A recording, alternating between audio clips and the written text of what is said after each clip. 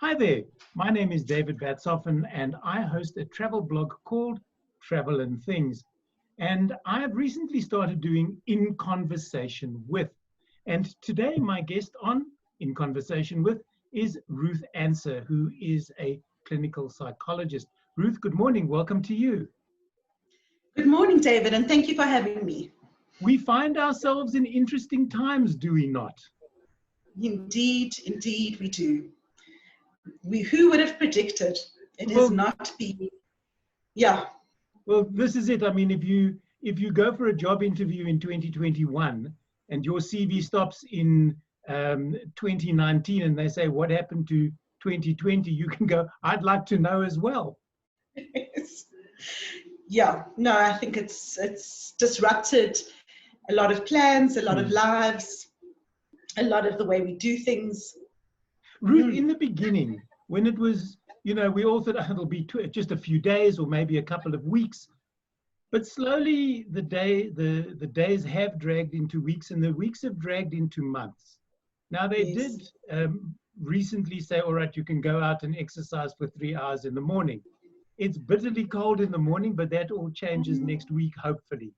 But what about the mental aspect? I'm now hearing people saying that the mental aspect of this lockdown will be worse than the economic one at the end of the day. I think that there's a lot of concerns. It's been exceptionally hard and continues to be, and will continue to be, difficult emotionally and in terms of mental health. There's so many levels of this. Initially, there might have been a sense of we're doing what we need to do, right, and we'll get through this. But as it's gone on and on and on, first of all, the social isolation can be extremely hard for people. Most people don't have the luxury of, comforts of both physical comforts and emotional comforts of being surrounded by people that are good for them, that they're happy with. And so already for so many people, there's been no escape from things that might be difficult. And then even for those people who have a safe place to stay and who are in stable families, there's the huge economic impact. So many people haven't been able to work, as they usually would, are in danger of losing work if they haven't already. And so that brings on a whole level of other anxieties in terms of how to meet your financial obligations. And those who can go to work, for a lot of people, there's a lot of anxiety about how safe is it. Yeah. Our frontline workers, the nurses and the doctors and essential services, they all have to go into work whether they want to or not. And that, some people might envy that they can still, but it brings on a lot of stresses on their in their own. So in terms of the exposure, especially healthcare workers, to the virus, in terms of transport. So on so many levels, there's a whole wave of new stresses that we haven't really been able to prepare for. Oh, I haven't even mentioned children not being able to go to school. Ruth, the kids are going woohoo, but the parents are going on Monday when the bottle stores and the schools open. What do? Do they take the kids with them to the bottle stores to help carry? Or do they send the kids to school so that they can go to the bottle stores and go home and have a few hours of child-free environment where they could drink themselves into a coma? Well, I suppose it really depends. But I think that a lot of children, for some children, they might have enjoyed the time off schools, maybe initially. But I get a sense that a lot of children are struggling. They're not seeing their friends. Online schooling works for some, doesn't work for a lot. And just the sudden change of structure. Also, your parents are now trying to guide you and teach you, which doesn't always bring out the best in relationships. Yeah, true enough. And so to have that level of extra stress for the parents, it also depends. You might have matriculants or high school students that are very independent, but then you have younger children who need support of of their parents or caregivers to assist, but they might be working. So I think that this it really depends, and a lot of families don't have the luxury of enough computers, Wi-Fi, data, and also going back to school, it's being staggered. So with our school, our grade 7s, I've got children in primary school, our grade 7s are going back first. In our case, it works because our grade 7 cannot wait to see her friends. And my grade 5 is delighted not to go back for another month or so. So, their personalities also dictate their responses. But she's also very concerned because she said, I've been talking to her every day about you can't hug your friends. And she says, how many times must you tell me? The thing is, she's 13. She has been missing her friends desperately. And, they keep in contact via digital platforms, but it's not the same as seeing, so children that age, even if they haven't seen each other for just a day, they welcome each other as if it's been 2 years. So I think that it's going to be quite challenging. They have to sit with masks, they can't sit close to each other, they're not allowed physical contact. So there is a lot of apprehension, and it is going to take a while for, and we're talking about schools now that are equipped. There's so many children and so many of our families that don't have the luxury of the finances to equip the schools adequately. And so parents are afraid. And there's also so much we don't know about the virus. Well, you see, this is the thing. Where do you draw the line? I mean, I wrote a piece recently, and the title was, I feel like I'm on an up roller coaster, an up escalator going down. And that's exactly the way I feel. I know I'm not alone because I watch YouTube videos and that type of thing, and everybody is talking about this. And I'm normally a very positive person, but I find myself in a space now where the slightest thing sets me on an emotional roller coaster that has terrified me for the last 2 weeks. I wake up in the morning, I don't know what day it is, because every day just blends into one another. And then you sort of go, all right, so what do I have to look forward to? Nothing, basically. And as I said to somebody the other day, I'm currently a non-travel travel writer, which is even more concerning. I was meant to be away next week, and the 3 lodges concerned, I've been so putting that off. I thought maybe we could slide under the water. No, all 3 of them. Sorry, David, love to have you here, but we're still in lockdown. We don't know when we're going to open. So there's all that uncertainty that just builds and builds and builds. And for people, this may sound weird, for people who have had mental issues before lockdown, who are used to going through depressive periods or periods of anxiety, they know how to deal with that.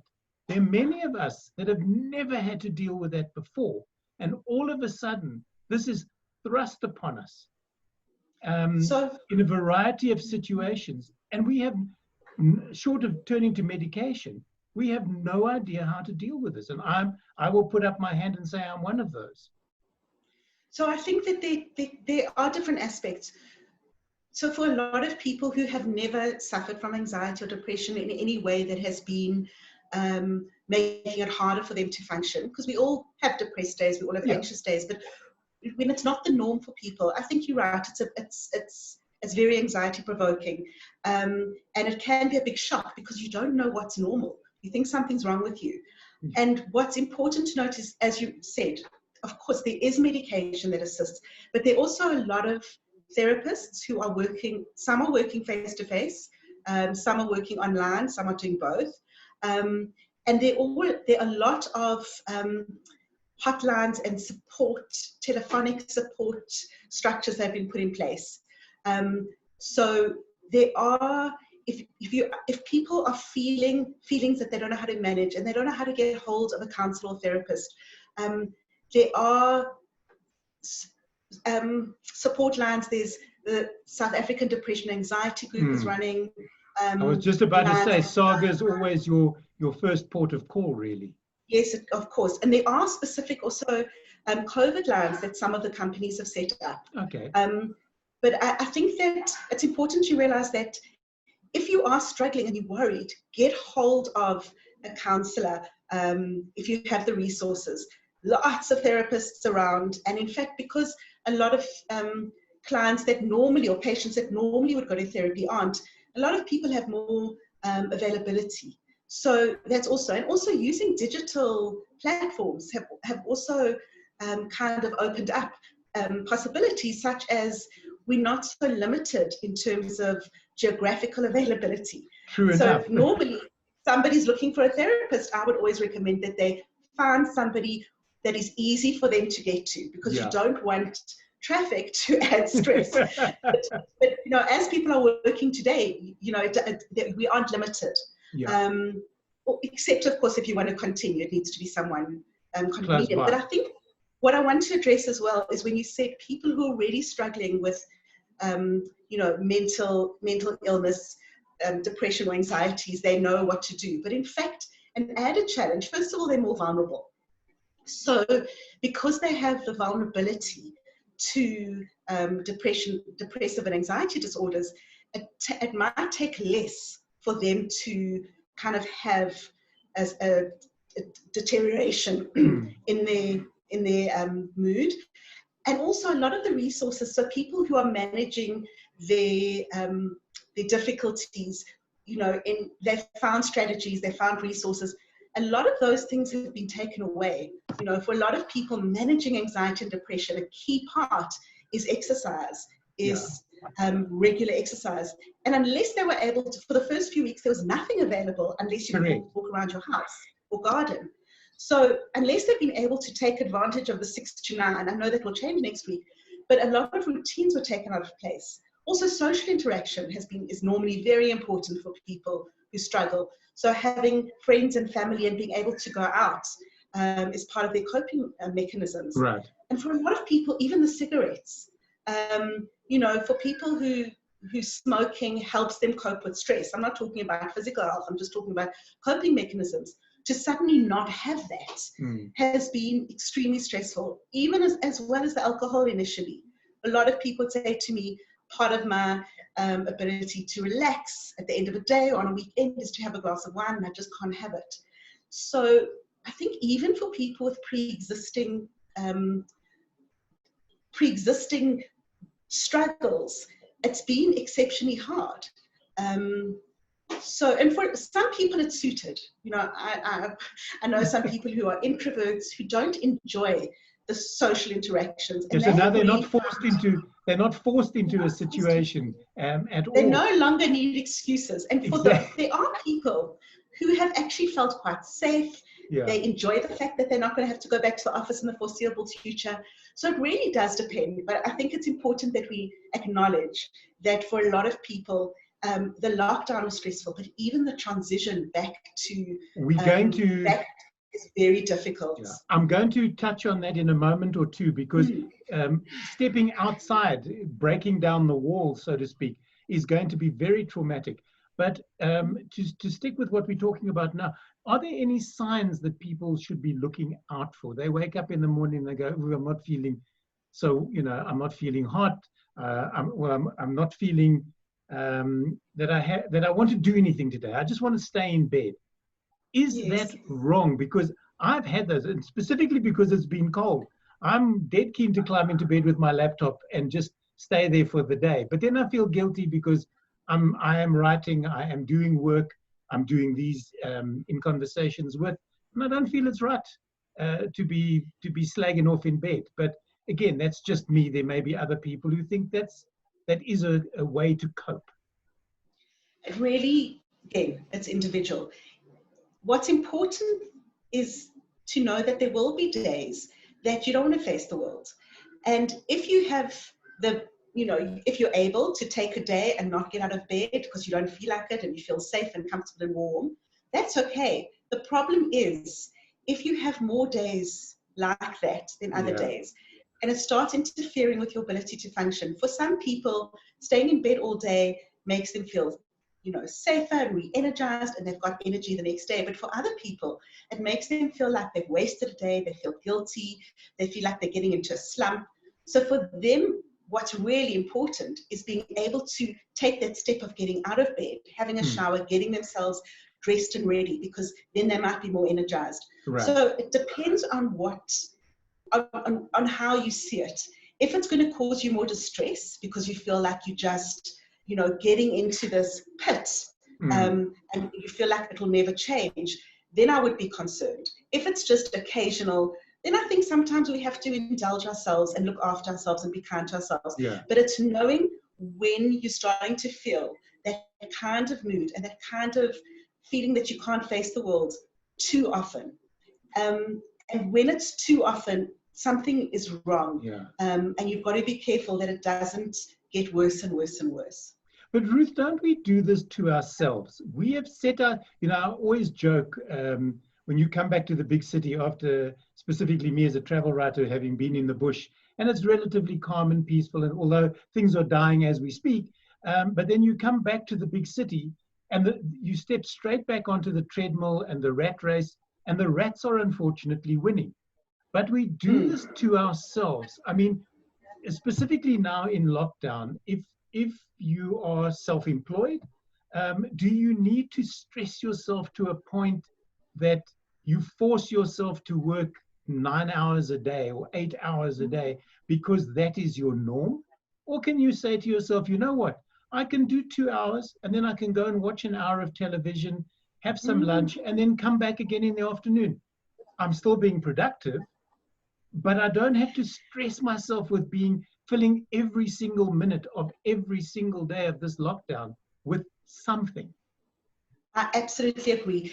We need to really check ourselves and be realistic. We don't have to do things just because we've done them in the past. And sometimes we can get so caught up in our anxieties that we need to reality check. If you can manage to work 2 hours and do other things that you find comfortable and reassuring and help you be calm and relaxed, you should be able to do that. I think people often distract themselves by feeling they have to do as much as they can, even if it's not really necessary. Because I think people sometimes are scared to sit still, they're scared to have space, and they're scared of what feelings might come up. So for a lot of people, it's an escape. Being able to just, even using this opportunity to sit with space and time is important. And I'm not one of those people who says you have to, this is the opportunity that you can master. I say this quite vocally. You don't need to, finish your thesis or write that novel, even though Melinda Ferguson has written 2, like 7 days and 10 days, quite remarkably. But, it's not a sign of failure. It's not a sign of failure if, you haven't come out learning a new language and a new fitness routine. We just have to cope. But I do think that being able to be kind to ourselves and recognize when we are, that we are being too rigid. I do think that this is going to give us a lot of companies, a lot of people, it's going to change the way that schools work. It's going to change the way that other educational institutions and companies work, where I think it's an opportunity to look at what has worked before and what can we take from what we've learned now to make our environments more productive. There's probably going to be a combination of online work, virtual work, rather than having everyone in this. First, it might be because of physical distancing, but then it just might be practical. If you realize you don't need all 300 people in your company in the same building every day, all day, because that's how it's always been done. You see, you pick up on something that's always been of interest to me, Ruth, and that is this whole you have to be in the office mentality. If I'm paying you money, I need to see you at a desk. You can do nothing. You can sit and pretend to be on the phone all day. But if I can physically see you, I know that I'm paying you. But now with this new technology, there's online tracking. There's all sorts of stuff, so that if your boss says to you, how many hours have you worked today? And you go, I've worked 9. They can, with a click of a button, go, no, you haven't. You made one phone call and you've written one report. Know that I'm watching you.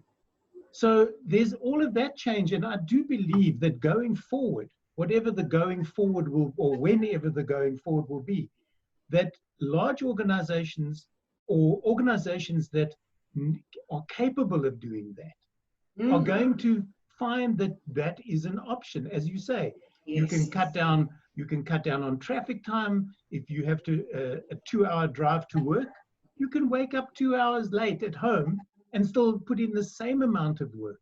So I hear what you're saying, and I agree with you 100%. But it needs the people at the top of those organizations to change their thinking as well, in order to make their workers feel a little easier about what it is that we have to face when we step through our gates or step back into our cars. And with that in mind, we were talking, or we alluded to exercise a little earlier. And the physical exercise all changes supposedly next week, Monday, when you can exercise at any time that you like. The curfew will fall away. So if you want to go out at midnight in the freezing cold and run around the block, you can do that.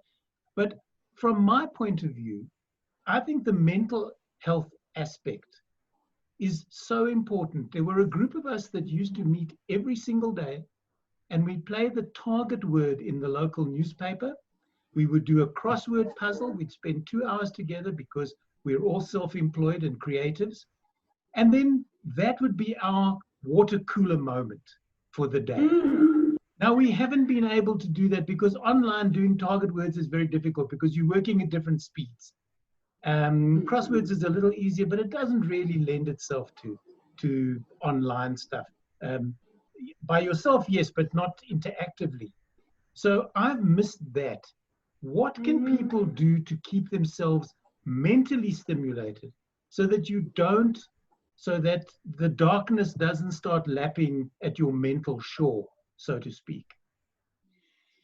No, I think that so much of it depends on what you have access to, but social interaction with others and with people you care about is absolutely vital. And if you're still not able to, well, for a lot of people, they might see colleagues at work and they might see people at churches, but you can't see people socially. And that is where we have to make use of the digital platforms. It's not the same, but it is something. Yeah. On Sunday, my husband's family, we had a Zoom call for the global family. There were people from 27 different cities around the world. Wow. It was quite remarkable. There were people who, were like up 5 or 6 in the morning from where they were. And then we had the Australians. It was 1 o'clock in the morning. So some of them slept. We literally fell asleep. But it was quite remarkable that we were able to do this. And, that is something that we wouldn't have thought of if there wasn't the lockdown. Like, let's have a Zoom meeting and let's connect people from 27 different cities. I mean, it's quite mind-boggling. And so we can be creative. It is difficult. We've had inter-countries, we had a Zoom quiz with the families, which was fantastic. Also something we wouldn't have thought of. But I think that it is very important. I know that, kind of the impact that this is taking on people who cannot see their children. I think of my parents, 2.5 months. There's been no face-to-face contact, and it's really a struggle. They miss us, but they miss the grandchildren more. Yeah. But the isolation, the social isolation, we can't underestimate. And it is really difficult because, you have to, even when the regulations shift that you can see family members, you've got to look at how do I minimize the risks? And at what point is their social isolation more of a risk to them than the physical vulnerability of maybe transmission of the virus? And I don't know if any one answer suits everybody, but it is something that we've got to consider, because ideally we don't want people who are vulnerable to be in contact with anyone who could infect them. But what kind of quality of life? I can see what it's doing to my mum-in-law as well. We haven't been able to see for months and months, and it's so difficult because it makes such a difference to our quality of lives. But saying that we use the technology we've got, but for some people it's not possible. For people who have hearing issues or visual issues or can't use a computer. It really does. We cannot underestimate the risk to our mental health of the people around us. And it is about being creative. And if you're not sure, get hold of people who work in the field. Get hold of people who support structures, because sometimes there are marvelous ideas that people have. Yeah. Because I think the other thing that affects a lot of us is these will he, won't he speak to us on a Sunday evening from our president. And then what will he say? Is he going to spend half of his talk thanking people that he's thanked every single time he's come on the air? And that's not what we want to hear. All some of us want to hear is, how can we move forward? So you've got that roller coaster of expectations. In the beginning, it all sounds well and good. And then you realize at the end of the speech that nothing will change, or if it is going to change from 4 to 3, there's very little. We still can't travel. There is slightly more interaction, but that then leads me into my next question, Ruth, which is, how do we, those of us who have now been in lockdown, my daughter, for instance, is in Cape Town. She's been in self-imposed isolation for 12 weeks. And she goes out once a week for shopping, and that is it. Now, she's a creative like I am, but I and her are worried about setting foot. They say, okay, it's level 1, you can all interact, off you go. It's like nothing ever happened. I don't want to do that. I'm almost prepared, if I'm not driving to a game reserve isolated in a vehicle, I'd rather stay at home. I don't necessarily have to interact. And I've just realized how little I have to actually shop. Yes. I mean, I've much preferred online shopping. It takes away that level of anxiety. And I think that's very real, is that we all a lot of people are much more in touch with our vulnerabilities. Yeah. And the anxiety that's now going to come out with, how much risk am I to myself, but also to the people I can pass it on to. So it's a different way of thinking, and thinking about things that we haven't been so conscious of before. Yeah. The thing about washing hands, one would hope that people always wash their hands. But perhaps not, because just that acute awareness of that there is this virus that we don't understand. And I think that it goes from extremes. I hear people saying to me, and I see online, oh, it's a hoax. Oh, well, people are going to die anyway. We might as well just all get it. And I think that when it loses, I think when people speak like that, they lose the human face. Yeah. As soon as people can put a face to someone that is struggling with it, or someone that has died from it, I think it becomes harder to just make those blatant comments. I mean, yeah. Except for people who think it's a hoax. But so I think that there is a range of opinions. Some people who I think are absolutely minimizing, and then people who might have been anxious before, but are now will become obsessive, and in a way that becomes a problem, almost more of a problem than the transmission, because even things that scientifically we might be told is there's no ways that you can get the virus if da-da-da-da-da. Yeah. People still get very anxious. With HIV, we saw that, where people would say, you can't interact with someone because, I remember when I was involved in that kind of HIV education, I just said, be very clear, you can't get it from this person unless you're going to have unprotected sex, or unless you're going to, blood. But I just remember people would become so anxious and wouldn't be able to hear what we knew scientifically. Yeah. And obviously we don't know much about the virus yet, but even things we are being told, for some people that is not going to, they're still going to be driven much more by fear. And so it's going to be a new way of us being out there. I mean, I'm not sure how I'm going to, you know, I'm still only doing online work. But, you know, if I do face-to-face, I'd be required to wear a mask. I don't know how I'm going to cope, you know, sitting and seeing people for most of the day with a mask on all the time. Yeah. But, you know, then the converse came out, Ruth. There were people who said you mustn't wear your mask for extended periods because by breathing out into the mask, you're not allowing fresh oxygen in. You're now breathing CO2 back in, which will cause heart problems and all sorts of things. So there's so much information out there that and misinformation. Well, that's the next step. It's mis and disinformation, and you get to a point. I mean, I haven't watched a news channel in the last 3 weeks because I've just given up. I've sort of distanced myself from social media for the very same reason that I'm tired of. Please help sign this petition because those petitions go nowhere and all they do is infuriate me.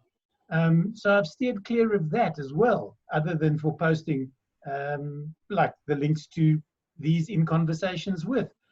But now we have something else that comes up on Monday when we change from level 4 to level 3. So we've gone 5, 4, 3, and each has opened things up just a tad.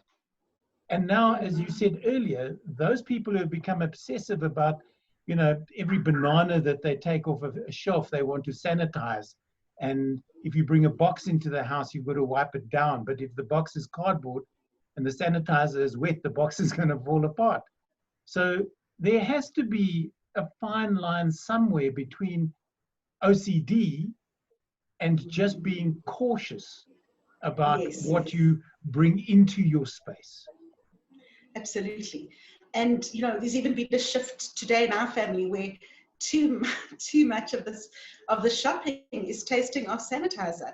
So we had to make a decision between, you know, the risks of possibly having something on the box or, you know, being happy with the taste of sanitizer, which we're not.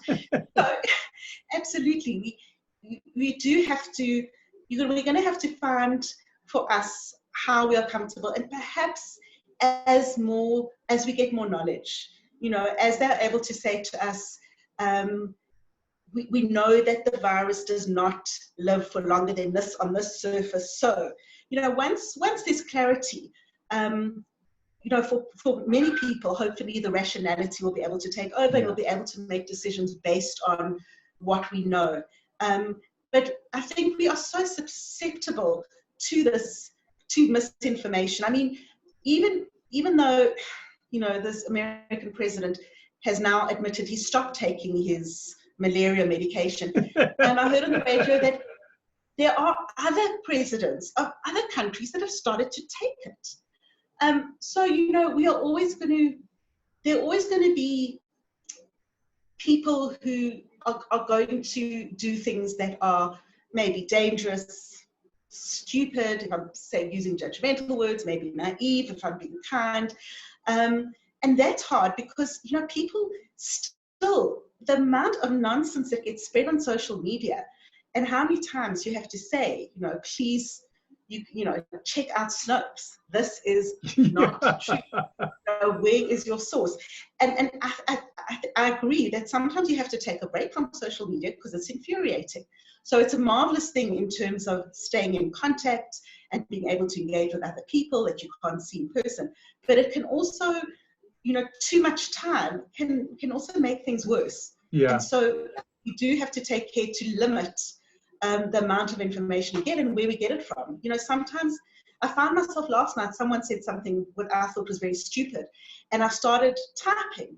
And then I thought, why am I going to get into an argument with some arbitrary person who's not going to be, who's not, I'm not going to get them, you know, what is the point? It's just going to make it harder for me to fall asleep. And luckily I deleted my comment and left it. But you can get drawn in so easily. No, you can. This is the thing about what I'd like to call antisocial media. But years ago, my daughter had said to me, Dad, you don't have to respond to every comment that irks you. And often, like you did last night, I'll start I can feel my hands reaching for the keyboard. And then I'll hear my daughter's voice in the back of my head going, Dad, do you really have to do that? Will it change anything? And as you say, the answer is no. All you normally end up doing is getting into an argument that is so off the topic that you started talking about. Yes. That, and you can't, you know what I've always said, Ruth, you can fix ignorance. You can't fix stupidity. Yeah. And when people say to me, are you allergic to anything? You know, when you go to hospital or you've got at a restaurant, and I say, yes, I'm allergic to stupidity. Yeah. And that always, people go, there's a split second when they go, oh, yes, I see what you mean. And yes, I'm being judgmental. There are a lot of stupid people on antisocial media. They believe that they're relatively intelligent, compared to whom I'm not too sure. Maybe Neanderthal men and women before they learn to stand up. I have no idea. Ruth, so with the real world beckoning, and just to sort of wrap up, and thank you very much for your time. The real world beckoning, how can people prepare to sort of step back into whatever and I hate using this term, the new normal is going to be? I think that by being prepared in terms of thinking things through, knowing what needs to be put in place, and, you know, preparing, just thinking through what they're worried about, what they have to do, and, you know, being able to talk with somebody through it. You know, right. That's certainly what we're going to be doing in terms of my daughter going back to school, is what it's going to be like, what we know, and then also just finding support for yourself and knowing that we have to be brave, and being brave doesn't mean not being scared. Being brave means doing things that might scare us. I think that's a good point to stop on, Ruth. Sure. And thank you very much for that. I've been in conversation with Ruth Ancer, who's a clinical psychiatrist. Psychologist. You can't give me drugs. If you want to find out more about my blog, you can go, let me do the whole TV thing. You can go to www.travelandthings.co.za. Ruth, do you have an online presence that people can go to? I can be looked up online. Okay. I don't have a webpage, but there are links to things. Great stuff. I'm easy to find. Okay. Ruth, thank you so much for chatting to me. It's been an absolute pleasure, and I hope that the people who view this will take this information and use it in the correct manner. Thanks so much, David. It's been lovely to talk to you.